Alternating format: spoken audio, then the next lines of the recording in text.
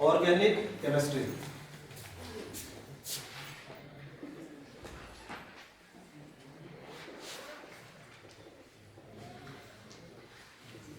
लिखो इसमें, it is the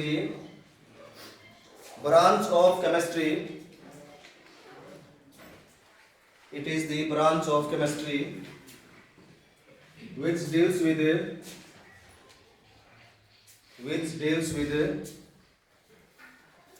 study of organic compounds. It is the branch of chemistry which deals with study of organic compounds. लिख लिया? देखो, organic chemistry के अंदर हमें क्या पढ़ना है? ऑर्गेनिक केमिस्ट्री के अंदर हमें पढ़ना है ऑर्गेनिक कंपाउंड्स के बारे में। तो अगर अब हम ये चैप्टर, ये ब्रांच शुरू कर रहे हैं, यानी हम ऑर्गेनिक केमिस्ट्री को शुरू कर रहे हैं, तो सबसे पहले हमें क्या पता करना पड़ेगा? ऑर्गेनिक कंपाउंड क्या होता है। तो हेडिंग डालो आप, organic compound. Organic compound, organic compounds को डिफाइन करने के लिए हमारे पास दो डेफिनेशन है, ओल्ड और एक मॉडर्न। तो सबसे पहले हम पढ़ेंगे ऑर्गेनिक कंपाउंड की ओल्ड डेफिनेशन। तो पहले लिखो इसकी old definition,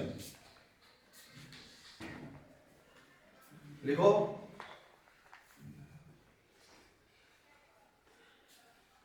these are the compounds of carbon, these are the compounds of carbon which are, these are the compounds of carbon which are directly or indirectly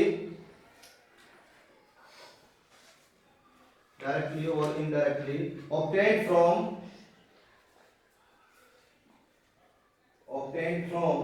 living organisms, obtained from living organisms। यानी old definition क्या कहती है organic compounds के बारे में? Old definition organic compound के बारे में ये कहती है कि ये कार्बन के वो कंपाउंड्स हैं जो डायरेक्टली या इनडायरेक्टली हमें किससे मिलते हैं? लिविंग ऑर्गेनिज्म से। यानी ऐसे कंपाउंड, पहली बात तो उसमें का कंपाउंड किसका होना जरूरी है? कार्बन का होना जरूरी है। और दूसरा, वो किस चीज से मिलना चाहिए? लिविंग ऑर्गेनिज्म से, सीधे तौर पे या फिर घुमा फिरा के, लेकिन मिलना चाहिए लिविंग ऑर्गेनिज्म से। तो वो क्या कहलाएगा? ऑर्गेनिक कंपाउंड कहलाएगा। लेकिन ये डेफिनेशन सही नहीं है, क्योंकि जैसे बहुत सारे एग्जाम्पल हो सकते हैं, लेकिन एक मेन एग्जाम्पल जो सबसे आसानी से हम पढ़ लेते हैं वो है कार्बन डाइऑक्साइड। अब carbon dioxide directly living organism से मिलती है। अब हम रेस्पिरेशन, सांस लेते हैं, तो हम क्या कर रहे हैं? कार्बन डाइऑक्साइड गैस को छोड़ रहे हैं। समझ में आ रही मेरी बात? तो कार्बन डाइऑक्साइड डायरेक्टली किससे मिल रही है? लिविंग ऑर्गेनिज्म से। लेकिन ये ऑर्गेनिक नहीं, इनऑर्गेनिक कंपाउंड, जबकि इसमें कार्बन भी है, लिविंग ऑर्गेनिज्म से भी मिल रही है, लेकिन फिर भी ये क्या है कि इनऑर्गेनिक कंपाउंड है, ऑर्गेनिक कंपाउंड नहीं है। तो इसकी लिमिटेशन लिख दो।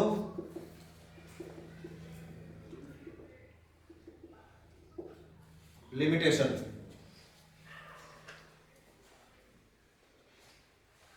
लिखो इसकी limitation.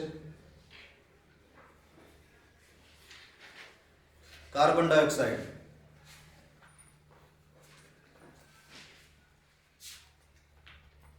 which is a compound of carbon, which is a compound of carbon, which is a compound of carbon and directly obtained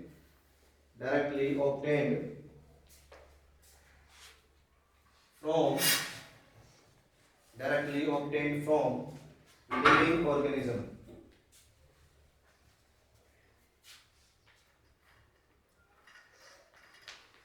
but it is an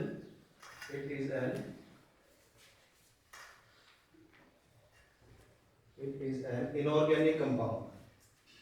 It is an inorganic compound.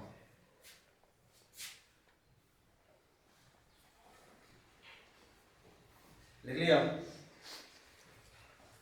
तो इसके बाद लिखो, अब next definition लिखो, hydrocarbons.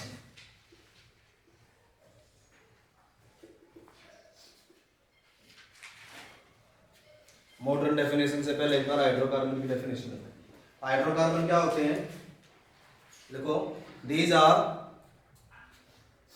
Compounds of carbon and hydrogen. These are compounds of carbon and hydrogen. यानी hydrocarbons क्या है, hydrocarbons carbon के और हाइड्रोजन के कंपाउंड, यानी ऐसे कंपाउंड है जो सिर्फ दो एलिमेंट से बनते हैं, एक कार्बन और दूसरा हाइड्रोजन। जैसे कि अगर हम एग्जांपल लें, अगर मैं मीथेन लिख दूं CH4, इसमें दो ही एलिमेंट है, कार्बन एक हाइड्रोजन, दैट मींस ये क्या है, एक हाइड्रोकार्बन। मैं लिख दूं इथेन C2H6, ये भी क्या है, हाइड्रोकार्बन। मैं बेंजीन लिख दूं, क्या फार्मूला होता है, C6H6, ये भी क्या है, कि हाइड्रोकार्बन है, क्योंकि इसमें दो ही एलिमेंट है, कार्बन और हाइड्रोजन। अब इस हाइड्रोकार्बन की डेफिनेशन के बाद लिखो आप मॉडर्न डेफिनेशन, ऑर्गेनिक कंपाउंड की मॉडर्न डेफिनेशन।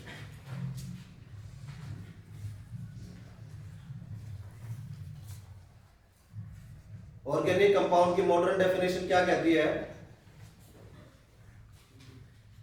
ऑर्गेनिक कंपाउंड्स की मॉडर्न डेफिनेशन कहती है कि जो ऑर्गेनिक कंपाउंड है वो होते हैं सारे तो हाइड्रोकार्बन, जितने भी हाइड्रोकार्बन है वो चाहे लिविंग ऑर्गेनिज्म से मिले, नॉन लिविंग से मिले, उसको हम लैब में बनाए, कुछ भी करें, और एक हाइड्रोकार्बन क्या होगा, ऑर्गेनिक, और दूसरा हाइड्रोकार्बन के डेरिवेटिव, यानी जिनको हाइड्रोकार्बन में से ही बनाया गया है, वो सब कंपाउंड क्या होंगे, ऑर्गेनिक। तो इसमें लिखो मॉडर्न डेफिनेशन में, all hydrocarbons and their derivatives, all hydrocarbons and their derivatives, all hydrocarbons and their derivatives, or hydrocarbons and their derivatives are called as, or hydrocarbons and their derivatives are called as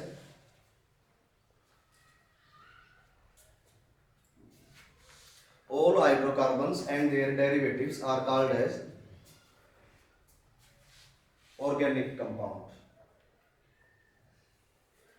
जैसे कि अगर हम example लें, मैंने लिख दिया यहां पर मीथेन CH4, अब मैंने इस मीथेन में से एक हाइड्रोजन को क्लोरीन से रिप्लेस कर दिया,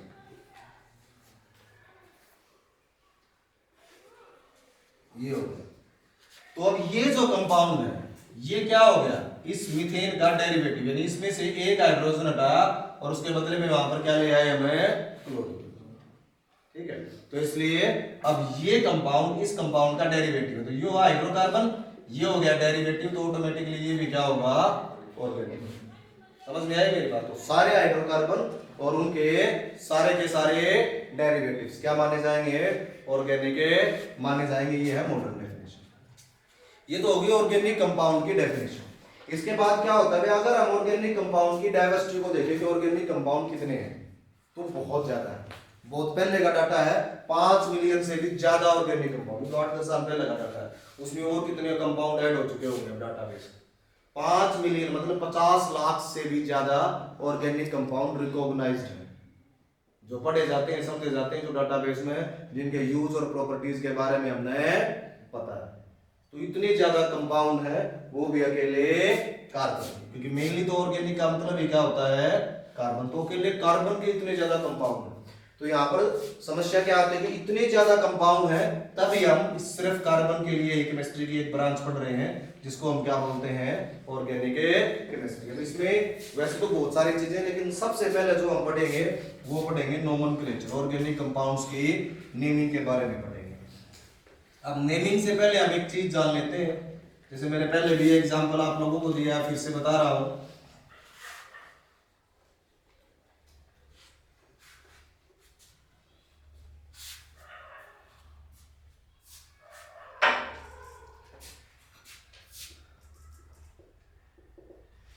जैसे मान लो क्लासरूम के अंदर एक स्टूडेंट है, एक स्टूडेंट हम ट्यूशन पढ़ा रहे हैं और एक के स्टूडेंट हम पढ़ा रहे हैं। तो क्या उसका खातर कोई कॉपी पेन जरूरत रजिस्टर और स्टाफ की जरूरत है? भाई एक बच्चा हुआ कद आया कद नहीं आया नॉर्मली हमें पता चल जाए, और उसके लिए उसने फीस दिया नहीं दी उसके लिए भी हमें पता था, उसके लिए कोई मैनेजमेंट की जरूरत है ना, कोई विशेष रूप से टाइम टेबल बनाने की जरूरत। लेकिन अगर बच्चे ज्यादा हो तो फिर क्या करना पड़ेगा? रिकॉर्ड भी मेंटेन करना पड़ेगा उनका। रिकॉर्ड के लिए हमें क्या बनाना पड़ेगा? एक सिस्टम। जैसे अभी आप लोग बोर्ड के एग्जाम जो 11th में पिछले साल बोर्ड के एग्जाम दिए हैं और 12th वाले बोर्ड के एग्जाम दे रहे हैं, ठीक है। अब बोर्ड देखो एग्जाम के लिए कितना सिस्टम बढ़ा के चले। पहले आप सबके फॉर्म अप्लाई करवाए जाते हैं, फॉर्म अप्लाई करने के बाद क्या होता है, हर एक बच्चे को एक पर्टिकुलर है रोल नंबर मिलेगा, और वो रोल नंबर तुम्हारा परमानेंट रोल नंबर है। 10 साल 15 साल बाद भी अगर बोर्ड में एप्लीकेशन दोगे तो उस रोल नंबर को जब भी डालोगे तो उसमें आपका ही डाटा उठाया जाएगा, क्योंकि वो रोल नंबर दोबारा फिर किसी को मिलेगा नहीं। समझ में आ गई मेरी बात? तो वो रोल नंबर आपका ही होगा, उस रोल नंबर के आधार पर क्या होगा आपका रिजल्ट और सारी चीजें तैयार, क्योंकि बोर्ड में क्या पता है कौन रोहित है, कौन सुमित है, कौन सोहन है, कौन मोहन है, क्योंकि बोर्ड के पास तो पता नहीं कितने रोहित होंगे, पता नहीं कितने राहुल होंगे। समझ में आ गई मेरी बात? तो वहां तो क्या पता 100 बच्चा का 1000 बच्चा का नाम राहुल हो जाओ, 1000 बच्चा का नाम सुमित हो जाओ, 1000 बच्चा का नाम प्रदीप हो जाओ, तो प्रदीप नाम से वो किसी ने नहीं पहचानेंगे, वो सारे किस चीज से पहचानेंगे उसको? एक प्रॉपर रजिस्ट्रेशन नंबर या एक प्रॉपर रोल नंबर से। समझ में आ गई बात? तो यही समस्या हमारे साथ ऑर्गेनिक कंपाउंड के बारे में भी आई। जब स्टार्टिंग में ऑर्गेनिक कंपाउंड्स के बारे में हमने पढ़ना शुरू करा तो शुरुआत में कंपाउंड्स थे 1 हो गया, 2 हो गया, 4 हो गए, 10 हो गए, 20 हो गए। जब तक कंपाउंड 5, 7, 10, 15, 20 तक थे तब तक कोई समस्या नहीं थी। हमने कंपाउंड्स के नेमिंग के लिए कॉमन सिस्टम यूज करा। कॉमन सिस्टम क्या होता है कि जैसे हमारा नाम रखा जाता है आमतौर पर घर का इंजुजीमा वो ही नाम देखते हैं, कोई रूल थोड़े इसका, ना कोई रूल ना कोई सिस्टम, जो नाम घर वाला अच्छा लगेगा वो ही नाम वो अपने बच्चे का रख देते हैं। तो इसलिए जब भी किसी नए ऑर्गेनिक कंपाउंड की डिस्कवरी होती थी पहले, तो जो नाम सही लगता था उसी नाम को कंपाउंड को दे दिया जाता है, इस कंपाउंड का ये नाम होगा। वो किसी साइंटिस्ट के नाम का आधार पर भी हो जाया करता, कंपाउंड का कोई यूज है उसका आधार पर भी हो जाया करता, कंपाउंड को किस देश में डिस्कवर करा गया उसके आधार पर भी हो जाता था, और भी कई आधार थे, लेकिन वो कोई साइंटिफिक बेसिस नहीं था।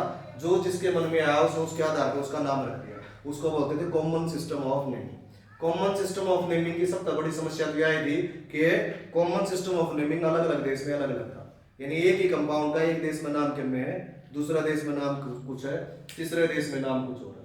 अलग अलग देशों में अलग अलग नाम एक ही कंपाउंड है, क्योंकि उसके लिए कोई साइंटिफिक बेसिस नहीं था। तो जब ग्लोबलाइजेशन शुरू हुई, मतलब सारे देशों के बीच में आपस में आदान प्रदान, व्यापार और ये यूनियंस ये सब बनना शुरू हुए, तो उस टाइम इन सब चीजों से बहुत ज्यादा दिक्कत क्रिएट हुई। जब इन सब चीजों से बहुत ज्यादा प्रॉब्लम्स आई और कंपाउंड को पढ़ना समझना बड़ा डिफिकल्ट काम हो गया, तब हमने उसके लिए क्या सोचा, हमने सोचा कि ऑर्गेनिक कंपाउंड की नेमिंग के लिए कोई सिस्टम फॉलो किया जाना चाहिए, और वो सिस्टम ऐसा होना चाहिए कि एक कंपाउंड का एक ही नाम हो दुनिया के हर एक देश में। दुनिया के हर देश में एक कंपाउंड को एक ही नाम है मिले। पहले जो डिस्कवर हो रही है उन सब के लिए भी, और हमने एक सिस्टम ऐसा बनाना है कि आगे जो कंपाउंड डिस्कवर होंगे उनके लिए भी हम आज से ही रूल रेगुलेशन डिसाइड कर रहे हैं, ताकि उन कंपाउंड्स के नेमिंग के बाद हमने दोबारा से फिर ये जो कमेटी इसको ना बैठाना पड़ा। तो उसके लिए एक कमेटी का गठन कराया गया जिसने सारे कंपाउंड्स को स्टडी किया जो उस टाइम तक डिस्कवर हो रहे थे, और रिक्वायरमेंट्स को देखा उस टाइम की, और उसके आधार पर उन्होंने नेमिंग के लिए एक सिस्टम बनाया जिसको आज हम बोलते हैं IUPAC नोमेनक्लेचर। क्या बोलते हैं उसको? IUPAC नोमेन। IUPAC सिर्फ ये नहीं है कि नोमेनक्लेचर के सिस्टम का नाम है। IUPAC तो क्या है?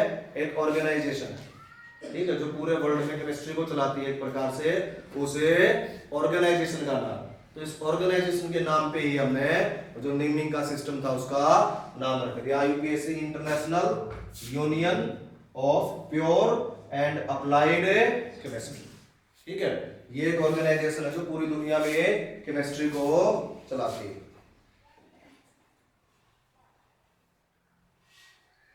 हेलो,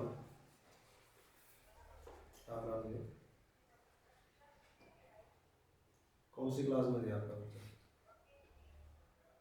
बता के नहीं आया थे घर पर? सर भाई को बताया नहीं, आज तक मैं 15 दिन हो गए चिकन दिन आज तक शुरू करूँगा। चलो कोई नहीं, अभी छुट्टी हो जाएगी थोड़ी देर में, आज थोड़ा जल्दी करा कर दें, कई बच्चे को होता है। ठीक है, भेज दियो उसने 15-20 मिनट बाद। इतना होने के बावजूद भी करा कितने बच्चे को पढ़ाना होता है, कितनी देर का कई यूएसएस का नहीं फोन आ रही है बहुत बड़े इसमें 6 मिस कॉल आ गई 2-3 इससे पहले आई होगा जब 15-20 दिन तक कहना है तुम्हारे एक्स्ट्रा लगेगी कल स्पेशली क्लास में आगे बता गया कि मैं अपना लंच ले आना घर वाला नहीं बता रहा, फिर भी नहीं बता रहा, 10 मिनट भी दे कई बार इन तारे का तो मजाक देखती ना होगी तो अपना भाई को बताई तेरे तेरा भाई को ना सीरियस लग गया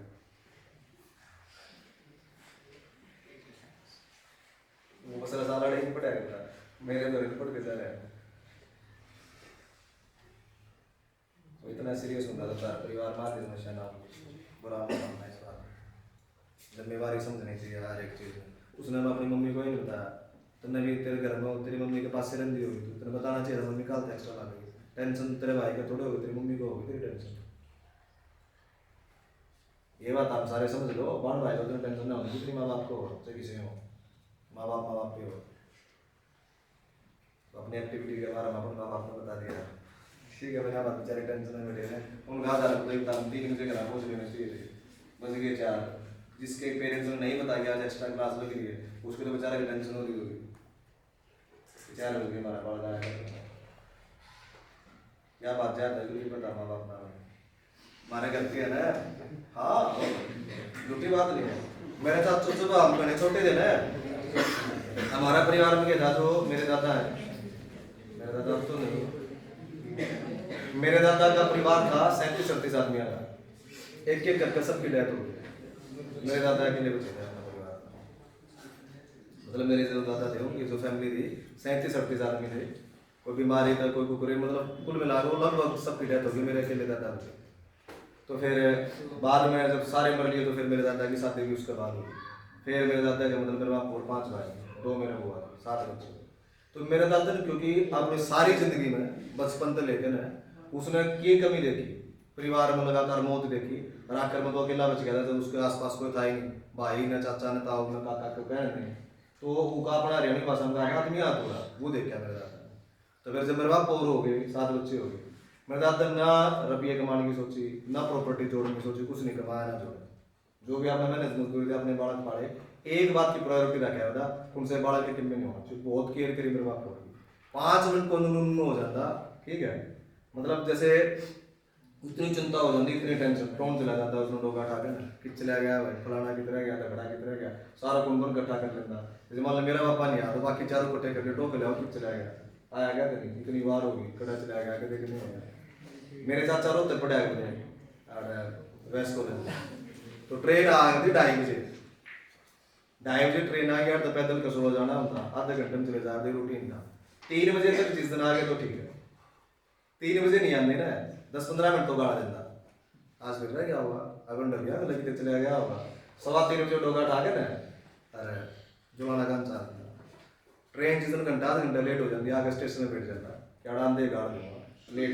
ट्रेन लेट हो गई तो और कैसा दिन आ जाता पीछे ला गया मतलब इतनी और मेरे चाचो उसकी चढ़ मारने करते मतलब जैसे चाचो होते उन्होंने लगा बापू हम बड्डे हो गए शाने हो गए इतना क्यों कर रहे हैं फिर हमारा नंबर आया मतलब जो मेरे चाचे ताऊ हैं पापा हैं सारे उनका नंबर आया हम हो गए उनके मारो एक बात से मारा के रविवार बात हो रहा है 7:30-8 बज जाएंगे शाम के फटाफट मेरे पापा फोन होगा कितने आया कहते नहीं 7:30 बजे और कोटवा होगा देखता इंटरनेट दे रहा हो जाए मतलब इस तरह की बात ये मैं क्या मेरे बापू का चाचो का मजाक कर जाऊँ पापा जब दादा था हम लोग क्या जब हम दादा के बोले रखे थे ये था मतलब हमारे पास क्यों ला गए तो लेकिन वो चीज़ ये है वो समझने की बात है क्योंकि जब हम बच्चे थे तो उन्होंने अपने माँ बाप की रोक टोक के लगा कर दी मतलब एक रोक टोक लगा कर उसका बुरा माना कर आप बड़े हो गए तो उन्होंने अपने बच्चा के ऊपर क्योंकि मोह है तो वह रोक टोक उन्हें जायज लगा हमने बुरी लगा कर दी 2-4% ही ठीक लगने लगी कि मेरे बच्चे भी थोड़े बड्डे होने लग रहे हैं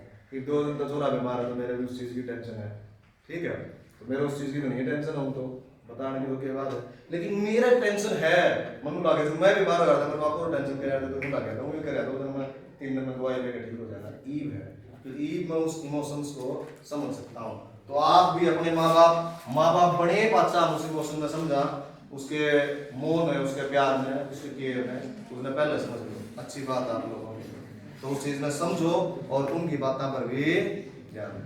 समझ में आई मेरी बात? उनकी केयर करो। आपके माँ बाप तारा करोड़ों और 2 रुपये नहीं मांगे तो हमने को घना बड़ा काम नहीं बताने, छोटी छोटी बात हम राजी हो जाए, और वह भी आप लोग नहीं कर सकते। कई बार छोटी छोटी बात, छोटा मोटा काम पूछ कर लिया, माँ बाप को मैं कहो तो उसकी बात मान ली, उन छोटी छोटी बातों तो बेचारे राजी हो जाए। तो उन चीज़ों में ध्यान दिया तो हम शायद करो।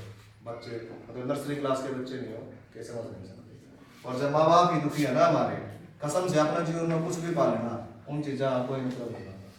अगर आपके माँ बाप मतलब आप तक परेशान है ना और दुखी हैं, तो जीवन का हर एक शोहरत, हर एक पैसा, हर एक पोजीशन, हर एक पावर वो बेकार है, वो जीरो, उसका कोई एग्जिस्टेंस नहीं। अगर तुम अपने माँ बाप ना मतलब खुश नहीं कर सकते, उन चीज़ों का कोई मायने नहीं। यह बात उस समझ जाओगे जिस दिन माँ बाप हो,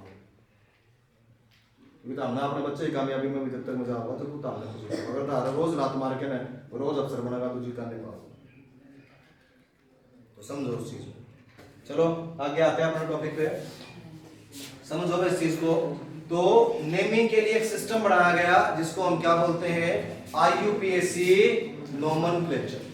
समझ में आ गई मेरी बात? अब IUPAC जो नोमेनक्लेचर है, फिर एक बात आप लोग समझ लो, बहुत बार हम उन चीजों को नहीं समझते और उन मतलब साइड लाइन कर देते हैं। IUPAC नोमेनक्लेचर का जो आधार है, मेन ढांचा है, मतलब हमारा शरीर तो जैसे कंकाल है, कंकाल सबका एक जैसा होगा, फेस सबका अलग होगा।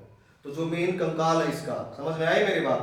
जो उसकी रीड है वो जो बनाई गई है वो हमारे संस्कृत जो लैंग्वेज है उससे इंस्पायर्ड है।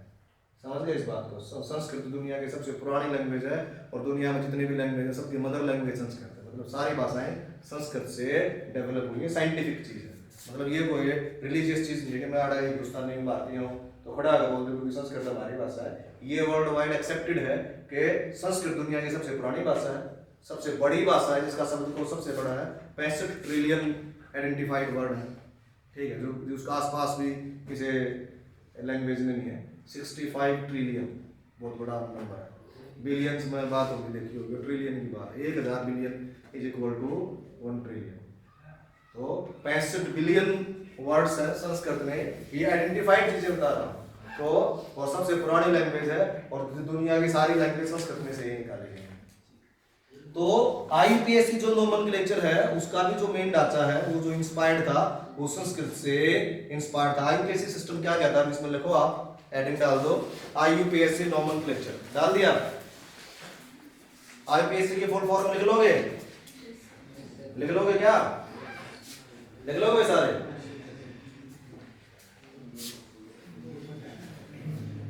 लिख लोगे तो चलिए आगे बढ़ाते हैं। तो इसमें लिखो according to IUPAC, according to IUPAC, according to IUPAC, name of organic compound,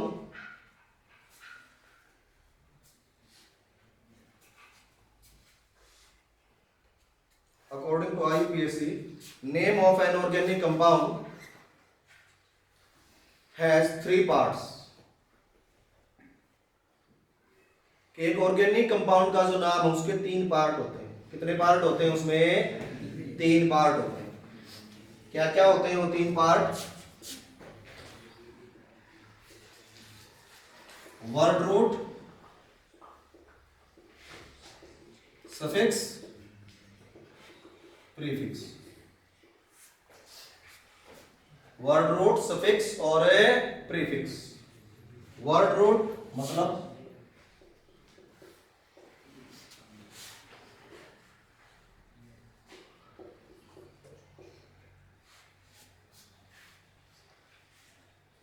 और प्रीफिक्स होता है उपसर्ग।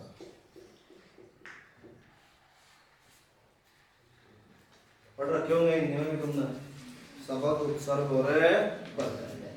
ठीक है, तो एक ऑर्गेनिक कंपाउंड के नाम भी यही 3 पार्ट होते हैं, वर्ड रूट, सफिक्स और प्रीफिक्स। इन तीनों को मिलाकर क्या बनता है? एक ऑर्गेनिक कंपाउंड का नाम बनता है।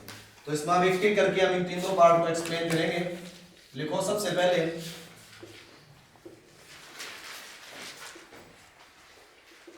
Word root.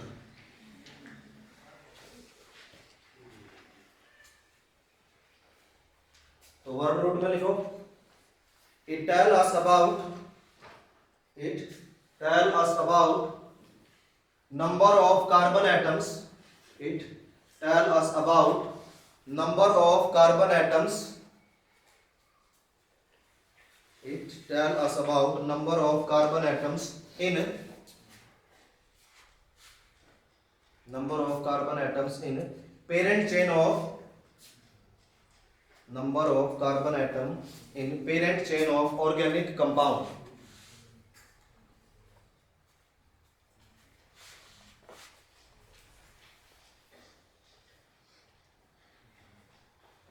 Number of carbon atom in parent chain of organic compound. यानी एक ऑर्गेनिक कंपाउंड की पेरेंट चेन होती है उसकी जो सबसे मुख्य चेन है, ये हम आगे समझेंगे कि पेरेंट चेन कैसे पता की जाती है। लेकिन किसी भी ऑर्गेनिक कंपाउंड की पेरेंट चेन में कार्बन की संख्या कितनी है, उसके अंदर कितने कार्बन है, इस बात का पता हमें किससे लगता है? वर्ड रूट से लगता है। किससे पता चलेगा इस बात का? वर्ड रूट से। और ये तो आप सबको ऑलरेडी याद भी हो गया 11वीं वाले क्वेश्चन में। अगर कार्बन की संख्या 1 है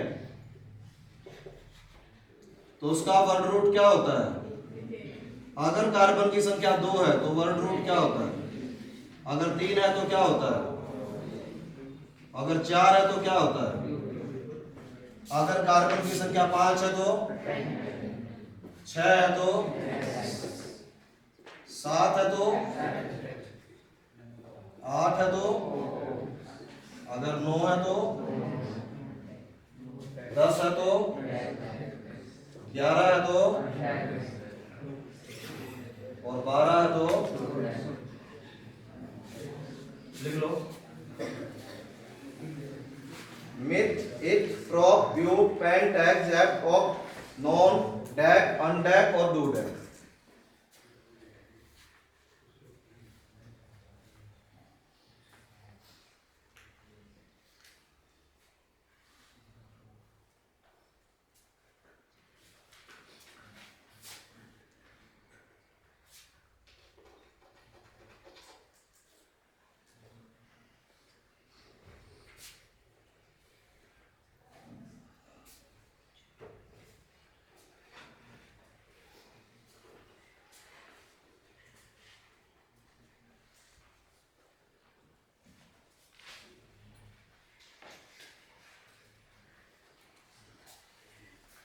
लिख लिया आप? जल्दी लिखो भाई।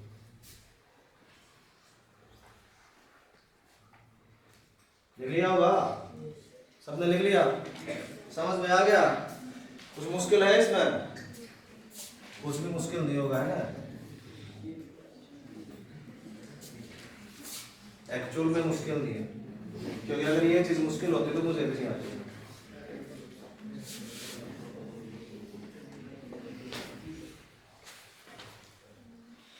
मैं भी छोड़ देता है, ये मुश्किल है, नहीं आती। आगे ध्यान दो। नेक्स्ट है सफिक्स।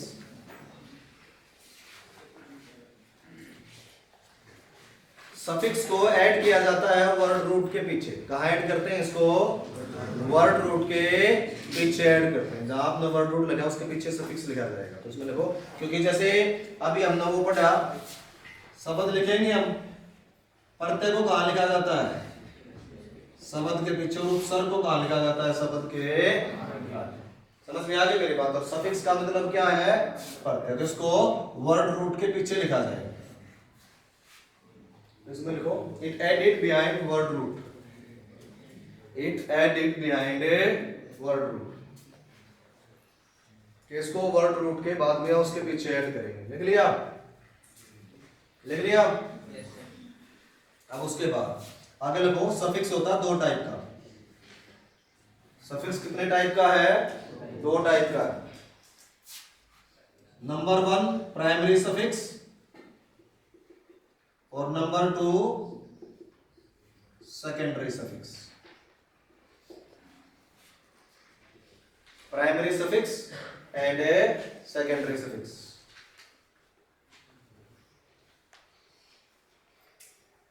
लिख लिया?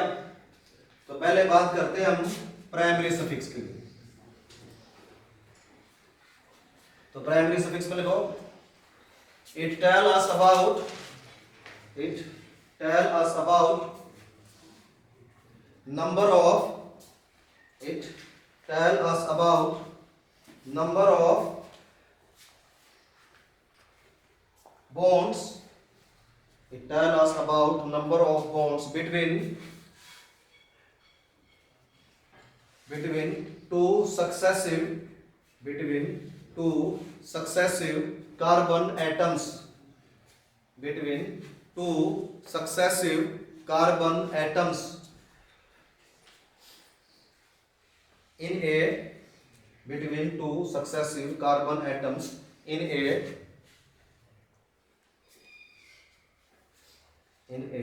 carbon chain. लिख लिया।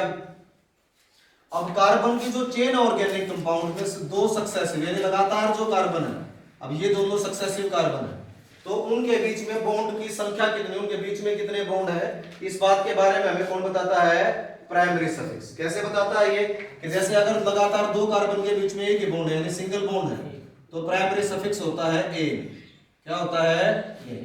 अगर कार्बन कार्बन के बीच में डबल बॉन्ड है तो क्या होता है इन, और अगर ट्रिपल बॉन्ड है तो क्या होता है आई। लिख दो ए इन और आई।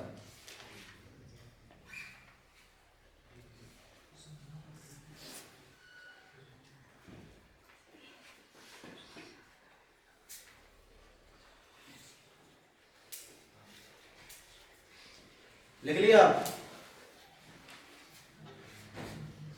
क्या ये? Yes sir. अब एक बात और समझ लो आप, किसी भी ऑर्गेनिक कंपाउंड के नेम में वर्ड रूट और प्राइमरी सफिक्स ये दोनों होते हैं एसेंशियल पार्ट। एसेंशियल का मतलब इनके बगैर तो ऑर्गेनिक कंपाउंड का नाम आप लिख ही नहीं सकते। समझ में आई बात? ये दोनों तो होंगे ही होंगे, वर्ड रूट और प्राइमरी सफिक्स। इसके अलावा जो बच गया सेकेंडरी सफिक्स या प्रीफिक्स। प्रीफिक्स भी दो तरह का होता है, प्राइमरी और सेकेंडरी, पढ़ेंगे आगे। तो प्राइमरी प्रीफिक्स, सेकेंडरी प्रीफिक्स और सेकेंडरी सफिक्स, इन तीनों में से कोई हो भी सकता है या ना भी हो। उसके तीनों अंक कोई ना हो और उसके है तीनों ही प्रेजेंट हो। समझ में आई मेरी बात? लेकिन वर्ड रूट और प्राइमरी सफिक्स के बगैर आप किसी ऑर्गेनिक कंपाउंड का नाम नहीं लिख पाओगे। ये दोनों चीजें होना जरूरी है, कंपलसरी है। समझ में आ गई बात? तो इसमें लिखो आगे एक लाइन लिख दो, word root and primary suffix, word root and primary suffix are, word root and primary suffix are two essential parts, are two essential parts of a, are two essential parts of a organic compound, essential parts of a organic compound। एक organic compound के essential part है, इनके बगैर organic compound का नाम नहीं लिखा जा सकता। समझ आया कि नहीं आया? कर लोगे? आगे बढ़ाएंगे टॉपिक को। इसके बाद लगो सेकेंडरी सफिक्स।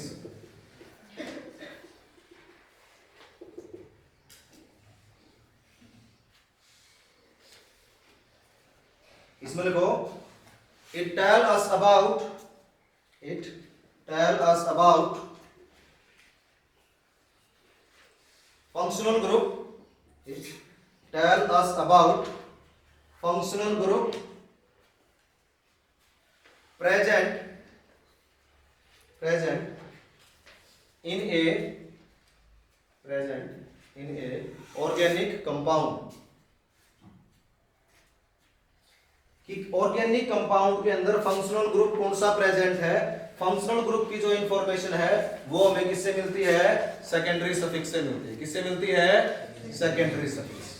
तो आप समझ, आगे पढ़ने से पहले आप इसमें एक छोटा सा हेडिंग डालो, फंक्शनल ग्रुप क्या होता है। देखो छोटे छोटे चीजें पूछे जाने वाले नहीं होती, लेकिन हमें समझ में आने चाहिए। तो डेफिनेशन भी भाई होनी चाहिए जो हम समझ सका और समझा सका। समझ में आई मेरी बात? और एक चीज के लिए बुक में लिखी हुई डेफिनेशन पढ़ना और याद करना जरूरी नहीं होता। तो फंक्शनल ग्रुप क्या होता है, अगर आप सिंपली समझो, क्योंकि इस वर्ड का यूज बहुत करना होगा ऑर्गेनिक केमिस्ट्री प्लस 2 में, तो यो है सारा। तो फंक्शनल ग्रुप क्या होता है, वो किसी भी ऑर्गेनिक कंपाउंड का वो पार्ट जो उसकी प्रॉपर्टी को डिसाइड करता है, जिसके आधार पर वो कंपाउंड कोई स्पेसिफिक प्रॉपर्टी गेन करता है। जैसे कि मान के चलो, अब मैं आपको एक एग्जांपल दे रहा हूं कि ये एक कार्बन चेन है, कोई भी एक कार्बन चेन होगी। अब एक फंक्शनल ग्रुप अभी लिखेंगे हम सारे फंक्शनल ग्रुप अल्कोहल। अब अगर मैंने इस कार्बन चेन में OH ग्रुप जोड़ दिया, OH, तो ये कंपाउंड एक अल्कोहल हो गया। क्या हो गया? ये कंपाउंड है अल्कोहल हो गया। अब ये जो प्रॉपर्टी शो करेगा ये अल्कोहल की प्रॉपर्टी शो करेगा। समझ में आया मेरे बात? या और सिंपल एग्जांपल ले लेते हैं जिससे आप बेटर तरीके से समझ पाओगे। प्रैक्टिकल एग्जांपल, जो प्रैक्टिकल नहीं है थोड़ा सा। CH3CH2 एक कार्बन की चेन है। अब मैंने क्या किया, इस चेन में ग्रुप जोड़ दिया OH। OH जो फंक्शनल ग्रुप है जिसको हम बोलते हैं अल्कोहलिक फंक्शनल ग्रुप या अल्कोहल। तो कार्बन तो दो ही है, लेकिन हमने फंक्शनल ग्रुप जोड़ दिया OH, तो ये बन गया अल्कोहल। अल्कोहल यानी इथेनॉल हो गया। अभी शराब पूरा वर्ल्ड वाइड ड्रिंकिंग पर्पस में यूज होती है, सबको पता है। मेडिसिन वैसे तो और भी बहुत काम है इसके, लेकिन फिर भी जो नॉर्मल समझ। हाँ 5 मिनट में कर देंगे, 5 मिनट में इनकी भी करूँगा, 4:15 बजे कर देंगे। तो ये क्या है? इथेनॉल, शराब, वाइन। समझ में आ गई मेरी बात? अब अगर मैं बात करूँ, इसमें सिर्फ कार्बन इतने ही रखेंगे, बॉन्ड भी इतने ही रखेंगे, सिर्फ फंक्शनल ग्रुप चेंज कर रहे हैं इसका। अभी भी दो ही कार्बन और कार्बन कार्बन के बीच में चेंज हो रहा है, लेकिन अब वो कंपाउंड क्या है? Acetic acid. क्या है वो? Acetic acid. वो एक एसिड है और ये क्या है? शराब। दोनों हम जमीन आसमान का फर्क होता है। जबकि कार्बन तो उतने ही थे, 2 इसमें और 2 इसमें। सिर्फ किस वजह से चेंज आ गया? ये फंक्शनल ग्रुप की वजह से चेंज आ गया। दैट मींस किसी भी कंपाउंड की क्या प्रॉपर्टी होंगी और प्रॉपर्टी के आधार पर उस चीज को यूज भी किया जाता है कि इस कंपाउंड का क्या यूज होगा, वो किस आधार पर डिसाइड करा जाएगा? उसकी प्रॉपर्टी के आधार पर। और किसी कंपाउंड की जो प्रॉपर्टी है उनको कौन डिसाइड करता है? Functional group. तो फंक्शनल ग्रुप है कंपाउंड की प्रॉपर्टी डिसाइड करने वाला पार्ट। और ऑर्गेनिक कंपाउंड के नाम में फंक्शनल ग्रुप के बारे में बताने का काम किसका होता है? सेकेंडरी सफिक्स का। समझ में आई मेरी बात? तो फंक्शनल ग्रुप की एक सिंपल और छोटी डेफिनेशन लिख दो। Property deciding part, property deciding part of organic compound, property deciding part of organic compound is called as functional group.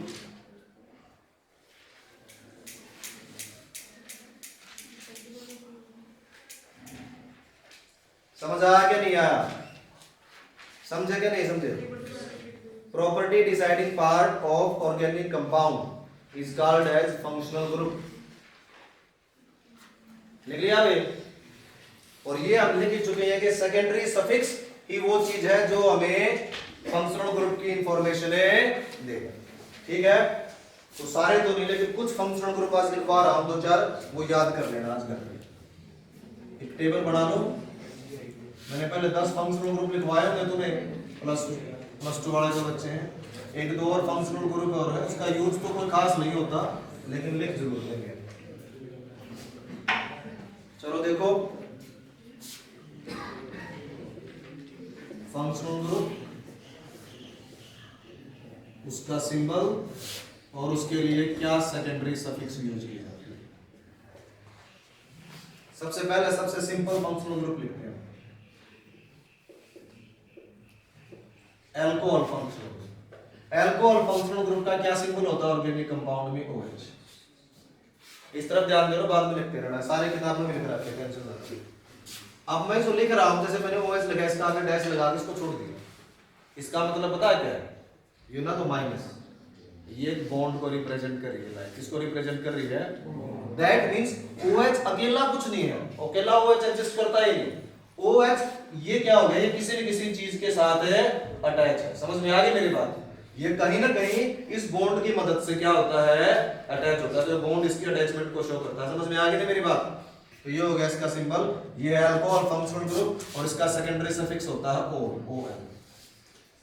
और इसमें भी जो लाइन लगाई है किस चीज को शो कर रहा है? इसका मतलब OL अपने आप में कोई शब्द नहीं है, इसका कोई मीनिंग नहीं है। OL किसी न किसी शब्द के पीछे जुड़ेगा। जैसे हम ये लिख दिया है, हमने क्या करा ना, ये किसकी चीज की मात्रा? हम कह रहा आ की मात्रा। समझ में आई मेरी बात? अकेले इस मात्रा का कोई एग्जिस्टेंस है नहीं है। कब है इसका एग्जिस्टेंस? जब इसको किसी शब्द के पीछे आप या किसी अल्फाबेट या वर्णमाला का कोई अक्षर उसके पीछे लगाओगे तो इसका मीनिंग है। तो जितने भी अब आप सफिक्स लिखोगे अकेला उस वर्ड का कोई मतलब नहीं है। जब उसको किसी वर्ड रूट के साथ अटैच करोगे तब उसका मतलब बनता है। समझ में आई मेरी बात? तो एल्कोहल हो गया। Next functional group cyanide. Cyanide functional group क्या होता है? CN। अब CN का क्या होता है? ये तो हो गया इसका कंडेंस्ड सिंबल एक प्रकार से या फार्मूला। CN को अगर हम एक्सपेंडेड फॉर्म में भी देखें तो जब इसको देखोगे तो यहाँ कार्बन और नाइट्रोजन के बीच में कितने बॉन्ड होते हैं? 3 बॉन्ड होते हैं। ठीक है,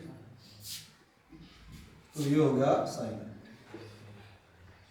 इसका सफिक्स होता है नाइट्रेट। क्या होता है इसका सफिक्स? नाइट्रेट। एक और छोटी सी बात मैं आपको भी बता रहा हूं और ये पूरी ऑर्गेनिक में ध्यान रखिए। अब भी प्लस 2 वाले भी तुम्हारे टेस्ट लेता हमने मेरी रिएक्शन आप यह गलती कर रहे हैं 1000 बार रिपीट करने के बाद भी। ठीक है, फिर बताऊं, फिर ध्यान रख लो। और ये आप उनका गांठ मार लो तो गांठ मारने की बात है बड़ा ध्यान। ऑर्गेनिक केमिस्ट्री का आधार ही ये नोमेनक्लेचर के बाद ही लिखवाऊंगा basic concept of organic chemistry कि कार्बन की किल्लत इतनी ज्यादा कंपाउंड क्यों बनी। पढ़ भी रखे आपने 10वीं क्लास में। कोवैलेंसी ऑफ कार्बन और कैटेनेशन पावर ऑफ कार्बन की वजह से ऐसा होता है। तो देसी भाषा में अगर समझो तो ये बात माइंड में फिट कर लो। ऑर्गेनिक केमिस्ट्री का आधार ये है कि कार्बन 4 बॉन्ड बनाता है। कार्बन कितने बॉन्ड बना होगा? 4। न 4 से कम न 4 से ज्यादा। कोई भी आप रिएक्शन लिख रहे हो, कहीं पर भी किसी कंपाउंड का फार्मूला लिख रहे हो, अगर किसी फार्मूला में किसी रिएक्शन में आपने कार्बन के बॉन्ड की संख्या 4 तक कम रख दी तो भी आपका फार्मूला या वो रिएक्शन गलत है। और अगर आपने कार्बन के बॉन्ड की संख्या 4 तक ज्यादा कर दी तो भी गलत है। तो हमेशा ये ध्यान रखो कि जो आप कंपाउंड का फार्मूला लिख रहे हो उसमें किस कार्बन के कितने बॉन्ड ना 4 तक कम होंगे और न ही 4 से ज्यादा होंगे। दोनों ही केस में 4 ही बनेंगे, फिक्स है चीज। तो कार्बन के 4 बॉन्ड बनना ऑर्गेनिक केमिस्ट्री का आधार है। तो आठ भी कार्बन के 4 बॉन्ड बनेंगे, 3 तो इसके नाइट्रोजन के साथ बने होते हैं और एक और ये बॉन्ड है। कहीं ना कहीं ये साइनाइड ग्रुप जरूर अटैच होगा क्योंकि अकेला CN का कोई एग्जिस्टेंस है नहीं। जहां भी अटैच होगा तुरंत कार्बन का क्या बन जाएगा? 4th जो बॉन्ड है वो कंप्लीट हो जाएगा। समझ में आई मेरी बात? तो इस चीज को ध्यान रखना बिल्कुल, मतलब छाप लो दिमाग में, बार बार रिपीट करने की बात नहीं। नेक्स्ट एक और फंक्शनल ग्रुप बता रहा हूं बस आज के लिए, अमीन। अमीन फंक्शनल ग्रुप, ध्यान रखना ये भी काफी इंपॉर्टेंट फंक्शनल ग्रुप है। अब जो अमीन फंक्शनल ग्रुप आपने कंपाउंड सब ने पढ़ रखा है, सुन रखा है, अमोनिया। देखना मत इसको, पढ़ रखा है। अमोनिया का डेरिवेटिव होता है अमीन फंक्शनल ग्रुप। क्या होता है? अमोनिया का डेरिवेटिव फंक्शनल ग्रुप, यानी उसमें से बढ़ाया गया फंक्शनल ग्रुप। अब कैसे बनता है? अमोनिया में जैसे फार्मूला है NH3। अब आप इसका हाइड्रोजन हटाओ, आपने यहां से एक हाइड्रोजन हटाया और बदले में इसके साथ एक कार्बन की चेन जोड़ दी तो ये हो जाता है प्राइमरी अमीन। क्या बोलते हैं ऐसे अमीन को?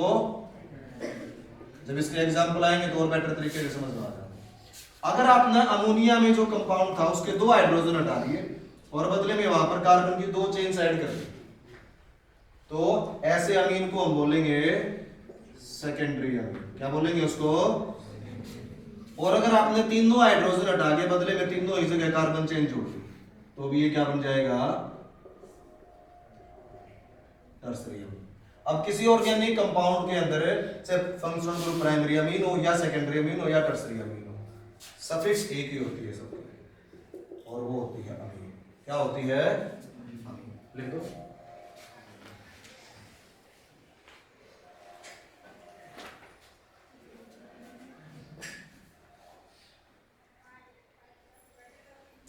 कर लोगे? कर लोगे? यहां तक कर लोगे सारे? चलो इतना ही कर लो। कल पढ़ेंगे हम बाकी सारे फंक्शनल ग्रुप, प्रीफिक्स और एक और चीज, आवाज नहीं, एक और चीज पढ़ानी कल हम। कल से ही मैं तुम्हें शुरू करवा दूंगा रूल्स और नोमेनक्लेचर ऑफ ऑर्गेनिक कंपाउंड। समझ में आ गई बात? कल से इसको पढ़ लेना बात है।